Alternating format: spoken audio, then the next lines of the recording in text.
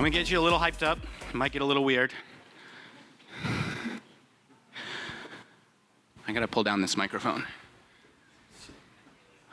For our next fighting event, fighting the bureaucracy in procurement, we have two ladies hailing from Dcode, Meagan Metzger and Riya Patel. Ladies and gentlemen, let's get ready to procure things! Woo!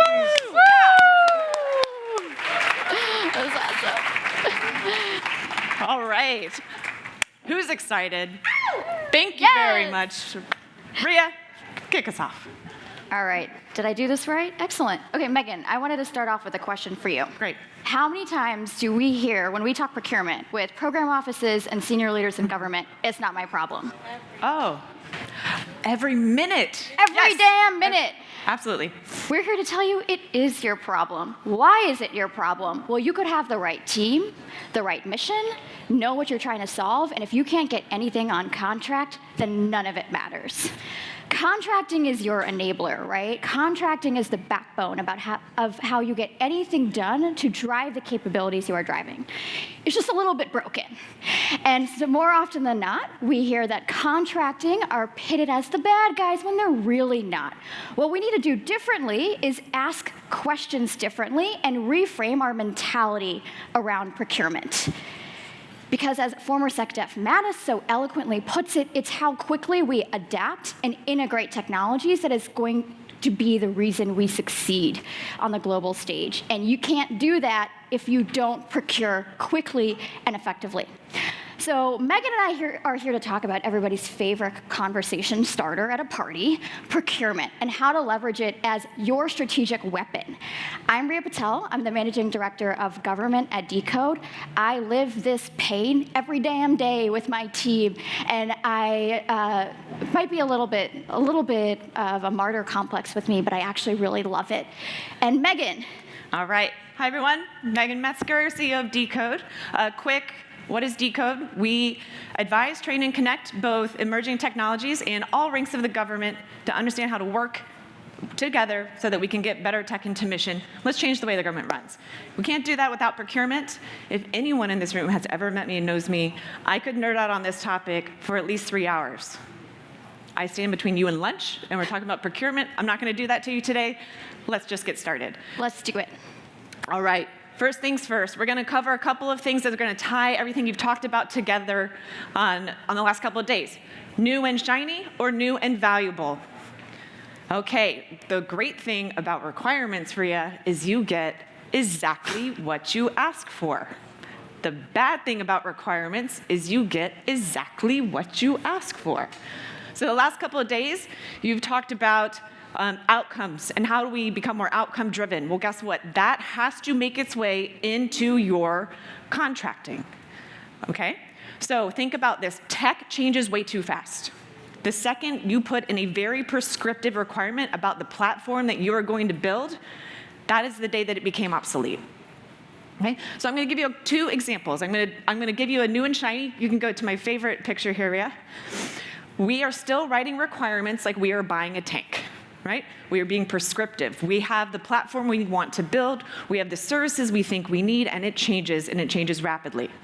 Now, if we did that outcome-driven, it would be a different story. So in one corner, I have the new and shiny.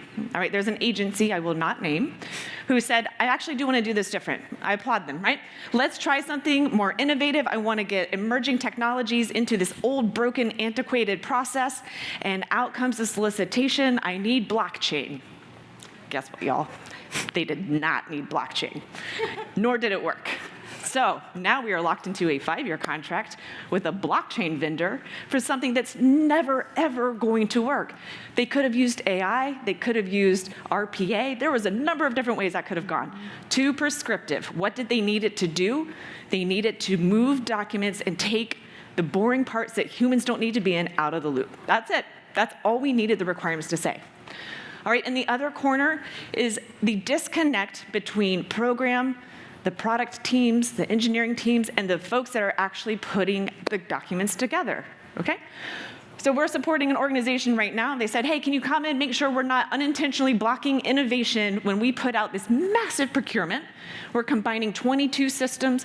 We have an opportunity to really transform and modernize the way that this system runs. Well, guess what? The engineering teams, the product folks, they were not in the room. They were not in the room when the original construct was designed. So guess what? We want DevOps, y'all. And now we have one vendor doing development. We have another vendor that's going to do sustainment. Oh, we have an IV&V vendor that's going to review the code. And we're going to do that with DevOps. You see how this is broken, right? So the intention was there. The organization wanted to do the right thing. And there was a disconnect. So that's why Riya is saying it is your problem. If you are a vendor, how can you help inform the organization you're working with about what the future might even look like or what outcomes that you know you can get to? Why does that help you? Well, if you're locked into prescriptive requirements, you have to start maintaining legacy environments that you have no intention of selling to any other customer ever. That doesn't help you, right? If you're on the product side, if you're on the engineering side, they won't understand what to measure or what to put in there, and you won't have the outcomes that you need. Fix your requirements. All right, Riya, over to you. We're thinking big, acting small. All right. There's a great way to do this. I could talk about this all day. All right, next picture. Okay, so when we start looking at how our contracting is designed, it's not going to matter if you're doing a FAR-based, you're getting really innovative, the contracting mechanism doesn't matter. But we have to think about the big picture. The scope has to account for the future, the outcomes you want in the future, and then we have to be able to execute in a manner that's going to allow us to be agile, move fast, and small. So again, to connecting the dots here, if you do not understand how Agile frameworks work or how DevOps works, how are you going to make ordering mechanisms and task order structures and processes that reflect the ability to do that? You can't. Now, I'm going to talk a little bit later about a way that you can, and it's really fun. You're going to love it before lunch. But we have to think big and act really small. So if you're working on a team that wants to put out new contracting to really get DevOps going, new platforms, all of that, ask the questions. Work with the contracting staff. How can we do this? Here's what we're trying to accomplish. What's the best way to get that done? Over to you. Awesome. All right. I think I've heard measure what matters a couple times this morning, and I feel like it probably came up yesterday as well. So what we want to talk about here is metrics as it relates to an acquisition and a procurement, because traditional contracting has three pretty solid metrics, right? You can be on time, under budget, and check all the boxes on a performance report and still deliver something of absolutely zero value to an actual user. And guess what? If you don't have metrics, there is nothing you can do about that. So 3 things you want you to think about as it relates to metrics within an acquisition or a procurement. The first, do you have incentives to have contractors align and deliver the outcomes you are trying to drive through that contract? So often you have your performance metrics and they're actually really misaligned with how your contractors make money. So one thing that we want to highlight, and it's not just contracting's responsibility, but all of our responsibilities, is understanding incentives for vendors and ensuring that your incentive structure is aligned with how your vendors are going to deliver the outcomes you want them to deliver. The second is that you should have a metric to answer this question. How will you know whatever you are trying to deliver on your contract is driving out the outcomes that you are trying to see? And you should have a metric in there that evolves as your understanding of the outcomes evolve as well. One of the things Meagan and I have seen all the damn time, especially with the DoD, is you have a really solid PWS, a really solid understanding of performance metrics for a vendor around software development and DevOps. 3 years down the line, it looks like waterfall.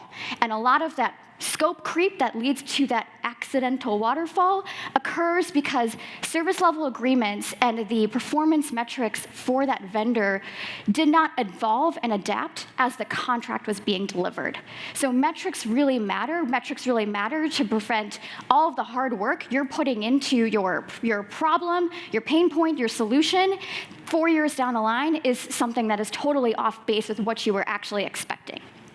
And I already mentioned it a little bit, but the third piece we want you to take away is to redefine service level agreements, which more often than not is copy and paste from acquisition package to acquisition package. But service level agreements is so key, to making sure that you are holding vendors accountable, especially when you're working on software development within the government, but also ensuring that you are driving to the right outcomes and your user sees the value in whatever you are delivering. And bottom line, if you are doing software development and you do not understand your user needs, or actually more of what we see, I think, Meagan, is that you don't communicate those user needs to contracting or acquisitions. You therefore do not have a metric to understand whether or not the work you are doing on that contract connects back to delivering value to the user. And then you done goofed. So make sure that you're not just measuring delivery of a capability, but you're measuring the impact that the capabilities you are building has on your user. And the last thing I'll say here is we review tons and tons of PWSs every single day, and the amount of times the word end user or user is missing completely from quality assurance plans or metrics or PWSs is astounding. So don't be that contracting office. Wait, Riya, that one I mentioned that wanted to do DevOps, how many times was the word user in that 100-page solicitation? Do you guys want to guess? 0! Oh man, you guys are paying attention. This is great. My God, it's like they know the pain. So one of the, kind of on the same subject line, evaluate like an investor. I think what's really interesting is that oftentimes, especially at Dcode, we hear that people think there's this really big difference between venture capital and government. Well, it's really kind of not. You're putting in a ton of money and hoping something is going to pan out. The difference is how we evaluate risk. Investors are worried about returns. We're worried about protests. So what we wanted to talk about here is what are you evaluating, and are you involved in the evaluation of whatever solutions, outcomes you are trying to drive? We've seen so many procurements and acquisitions that start off really solid. Program offices are forward-leaning. They're really looking to do something differently, leverage some really innovative procurement methodologies, and then they do their technology evaluation, their industry days, their demos, the same old way they've always done it. Well, why put in all of this work into really trying to think differently about procurement if you are going to evaluate and do the same level of diligence as a traditional contracting process? So this is all about not getting lazy when it gets really close to the end of the acquisition, and the piece that really want to impart on all of you is more often than not, source selection and the evaluation process feels like such an acquisition or contracting only component. But really, if you are not in the room, if your users are not in the room, if there's not someone who understands the technology or the outcomes you are trying to drive, you are going to get the same technology and same crap that you probably would have gotten if you didn't do all of that work ahead of time into evaluating the right requirements and to developing a really innovative acquisition strategy. So do your diligence, vet like an investor, and also make sure that you have technical people who understand the technology, the user needs, and the outcomes that you're trying to drive involved in the evaluation process. Here's a fun picture, because clearly we have a thing about a thing and then a black and white picture. Enjoy. Thanks. Moving Riya. on. All right. Now I was going to say, don't be afraid to try new things. Unpopular opinion is I actually think we have all the waivers and exceptions we need today to do this right. Okay? We have what we need to do this right. It's understanding how to get creative, and it's pulling the team together to get on the same page to try something new. You can go to my favorite picture. Look, we have to ask the questions. Contracting staff, anyone contracting in the room, right? We're here for the mission. We just talked on the last panel. We're here for the mission. We want to get stuff done. We want to do it right. Nick mentioned earlier, find someone who's done it before. I can name 100 people across the government that have done something innovative with procurement. They're not in jail. They're not in jail. Part of this is walking in and pulling in your acquisition folks, your program folks, your finance folks into the room, and rather than saying, can I do this? You say, how do we get this done, right? We need to give opportunity for that creativity and for that flexibility, and we need to just try one new thing. Now, this is where I could really nerd out, right? I could go, let's do a competes, use the challenge authority into a multi-phased award. We could go CSO into a FAR Part 12. We could do this thing. Y'all don't care, nor should you.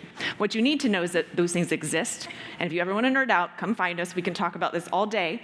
But they do exist, and you need to just ask the right questions. Okay? So Riya, we're going to give a couple of examples because I couldn't resist. Start us off. Here's an example. So we wanted to give you guys 2 examples of innovative procurement methodologies you could leverage to access better technology, move at the speed of relevance, and really try something interesting. So the first is a non-FAR-based authority. Commercial solutions openings. Has anyone used this before or seen it or heard it? Oh, we got some hands. Yep. Oh, yes. 2 dudes. Thank you, guys. So what's really interesting about commercial solutions openings is, one, and I really want to emphasize this because a lot of people get it wrong. It's not a contract type. It's a down select authority. So it enables you to put out a series of problems or pain points and collaborate with the vendor on a statement of work. So we have up here that DIU was one of the first users on the DoD side. So DIU uses an other transaction authority to actually award contracts to companies. And again, like Meagan said, we could nerd out and tell you guys all the really cool things about OTAs and some other non-FAR-based authorities, but you will fall asleep in your chair. So the thing about CSOs is that it is it enables you to collaborate with vendors early on. I think one of the hardest things about the requirements process and the way that industry and government engagement looks like right now is it's one-off, right? Back and forth. Throw something over a wall, they receive it, respond, you get it back, then you throw something else over the wall. CSOs were really meant to focus on innovative emerging technologies and processes, and how do you have a conversation between the vendor and government around it. The other cool thing about CSOs is that I went too fast. The other cool thing about CSOs is that you could put one commercial solutions opening out a year, and you can keep changing your problem sets. So if you start out in September with, okay, I think our really big problem set is around AR/VR. Here's my pain point. Industry, tell me how to solve my pain point. If in March your answer or your pain points change completely, you do not have to issue a new commercial solutions opening, which is so cool. You can just update your problem statement on the CSO. So wanted to give you this example because, as Meagan said, there are a ton of flexible authorities, methodologies, vehicles that we can leverage. We just have to think about them a little bit differently and also make ourselves familiar with what they are. All right, we're just going to do one more, don't worry. And I'm going to be fast. Modular contracting, think about it this way. Let's say you award a task order. The outcomes, if we're measuring outcomes, become the feeder into the next one. So if you don't hit the outcomes, you don't get the next one, right? And it allows you to be iterative, and it allows you to adapt and adjust your requirements along the way. So that's the biggest thing you need to know. There's a way to structure it where we're thinking big, we're acting small, and you can do incremental delivery. You can do lots of testing of different types of environments. Really cool, really great way to get some stuff done. Come find us and ask us more about it. I'm trying to beat the clock, Riya. We got I know, lunch. me too. All right, but oh my God, what if it works? So back to all of this. We can actually do some rapid contracting, right? I don't think prototyping is our problem. I think it's scaling. And if acquisitions and procurement is not at the very, very front of when you're thinking about, oh my God, what if this works? You're going to get to the end, you're going to start the whole nasty process all over again. We can start this from slide 1, and we'll make our way back through. So, pre-plan. Think big, right? What if you do an MVP? What is the next? How are you going to contract for the follow-on? How are you going to scale? And you can design your contracting in a way that will allow you to do that without having to go through the process, make the awards to the people that can do it the best, continue to build on all your great work, and get it done. All right, Riya, bring us home. Yes. So we went over a lot with you guys, and clearly you're very excited, passionate people, so maybe we talked a little too fast. So let me recap for you. Solve for the right problem, and that also means reframing your requirements to ensure that is translating the right problem for whatever you're looking to buy. For the right people, make sure you have the word user, especially if you're doing an acquisition that is multi-year, multi-billion. bring empathy again. I really think that contracting often gets the blame game or the short end of the stick, and really what we're trying to encourage is it should be a conversation. At the end of the day, more often than not, contracting wants to get the same outcomes as you do. What's different is their perception on the risk to them and the incentives. So bring some empathy to the conversation, know your indicators, plan to scale from day one, and probably the thing that Meagan and I, if you caught nothing about what we just talked about, this is the most important one. Try something. Start really small. I think we've seen a lot, especially when organizations are looking to bring innovation into procurement, is that they go at the whole enchilada at the same time, and that's really scary. That feels like a lot of risk. And if you try one thing, one very, very small thing, maybe just add the word user into one piece of your PWS, that will still make a difference. And the whole point of this is to try stuff. It's probably not going to work out the first time, and try again, and try again, and try again. And that iteration, which is same concept of DevOps and software development, apply it to your procurement process, because that is the way you're going to see change, and we're going to get at adapting and integrating technology at the speed we need it to. We included this Sun Tzu quote because people apparently really go crazy at having an art of war quote at the end. So I'm Riya Patel. This is Meagan Metzger. And we saved you 8 minutes. Yes. Let the record show we saved you 8 minutes. Yes. If you seriously reach out, we obviously love to talk about this. We also have a massive network of people, like Nick said, that have tried this, and we are more than happy to connect. We're here for the mission. Let us know how we can help. Thank you. Thank you.